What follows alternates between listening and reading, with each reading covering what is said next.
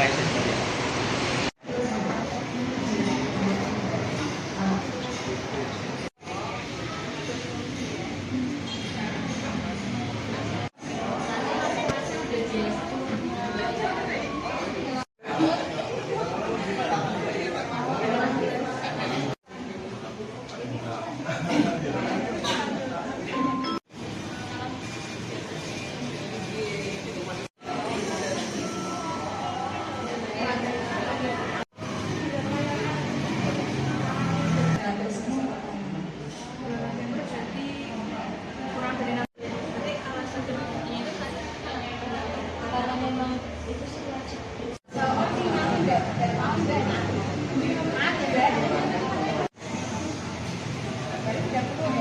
Atau bintek dari Kementerian Kesehatan kita teruskan kepada teman-teman kami di puskesmas, di rumah sakit, kemudian di rumah kesehatan yang semuanya kewaspadaan terhadap adanya virus Nipah di negara India kalau tidak salah ya. Nah, kenapa ini menjadi kewaspadaan? Karena virus Nipah ini berada pada reservoirnya adalah kelelawar buah, di mana juga sebetulnya hewan ini juga banyak juga di Indonesia ataupun di kota Semarang. Nah, kami terus mengupayakan bahwa masyarakat harus melakukan perilaku hidup bersih dan sehat atau PHBS dengan baik, menjaga lingkungan supaya tetap terjaga sanitasinya, pilah sampah yang selama ini sudah didengungkan oleh pemerintah Kota Semarang melalui Bu Wali dan Pak Wakil, dan tentunya sampai di level masyarakat atau komunal pun juga kita laksanakan pilah sampah yang kemudian bisa membuat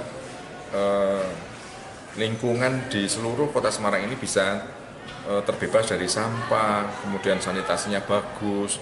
Karena kata kuncinya menurut saya, apapun yang terjadi, kalau lingkungannya bagus, virus Nipah atau mau bakteri atau virus itu pasti akan hilang dari Kota Semarang, atau pastinya akan penyakit-penyakit yang didatangkan atau mungkin terjadi akibat karena virus atau bakteri tadi itu pasti akan bisa kita cegah gitu, Mas. Kalau proses penyebarannya seperti apa sih, Pak? Nah, proses penyebarannya itu bisa melalui ada 3, Mas. Jadi memang penularannya ini kan ada 3 hal. Dari hewan ke manusia, dari bahan-bahan makanan yang terkontaminasi yang kemudian dimakan oleh manusia. Kemudian yang ketiga adalah dari manusia ke manusia. Nah, kalau dari hewan dari manusia sudah jelas ya. Kita mungkin ada hewan yang terinfeksi. Kalau kelelawar kena masuk virus Nipah, dia nggak muncul gejala karena memang reservoirnya atau tumbuh kembangnya ada di sana. Tapi kalau kemudian dia masuk ke tubuhnya manusia, kemudian menimbulkan gejala. Gejala ringan apa? Demam, kemudian nyeri otot, mual muntah, kemudian menjadi batuk, sesak nafas, dan yang gejala yang paling berat ketika sudah mengenai otak. Radang otak, biasanya dia mulai linglung, disorientasi, kejang, sampai kemudian penurunan kesadaran dan koma. Nah, inilah kemudian yang dikhawatirkan karena angka mortalitinya antara 50 sampai 75% yang terjadi ketika manusia itu terinfeksi oleh virus Nipah ini. Masih zero toh ya Pak ini? Nah, laporan dari Bu Dirjen kemarin disampaikan Indonesia alhamdulillah masih zero. Kota Semarang alhamdulillah juga mudah-mudahan kita bisa terhindar dari virus Nipah ini.